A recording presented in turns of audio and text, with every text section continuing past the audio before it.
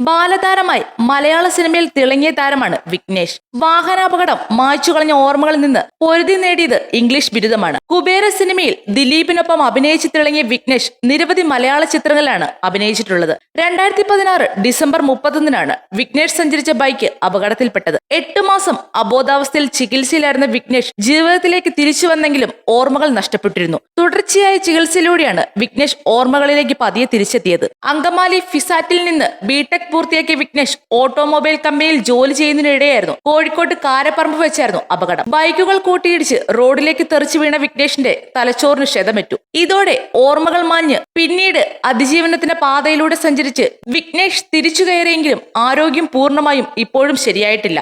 തുടർന്ന് വാശിയോടെ പഠിച്ചാണ് BA ഇംഗ്ലീഷിൽ ബിരുദം കരസ്ഥമാക്കിയിരിക്കുന്നത്. ഇഗ്നോയിലാണ് പഠനം. പഠിച്ചത് മറന്നു പോകുമെങ്കിലും വീണ്ടും വീണ്ടും പഠിച്ച് പരീക്ഷകളിൽ വിജയിച്ചു. ഈ മാസം ഫലം വന്നപ്പോൾ 55% മാർക്കോടെ വിജയിച്ചതിന്റെ സന്തോഷത്തിലാണ് വിഘ്നേഷ്. MD വാസുദേവൻ നായർ തിരക്കഥ എഴുതി സംവിധാനം ചെയ്ത ഒരു ചെറു പുഞ്ചിരി എന്ന സിനിമയിലെ കണ്ണൻ എന്ന കഥാപാത്രത്തെ അവതരിപ്പിച്ചത് വിഘ്നേഷ് ആണ്. നിർമ്മാതാവ് ശത്രുഘ്നാണ് വിഘ്നേഷിനെ MDക്ക് പരിചയപ്പെടുത്തിയത്. കണ്ട മാത്രയിൽ കണ്ണനായി വിഘ്നേഷ് തന്നെ മതിയെന്ന MD.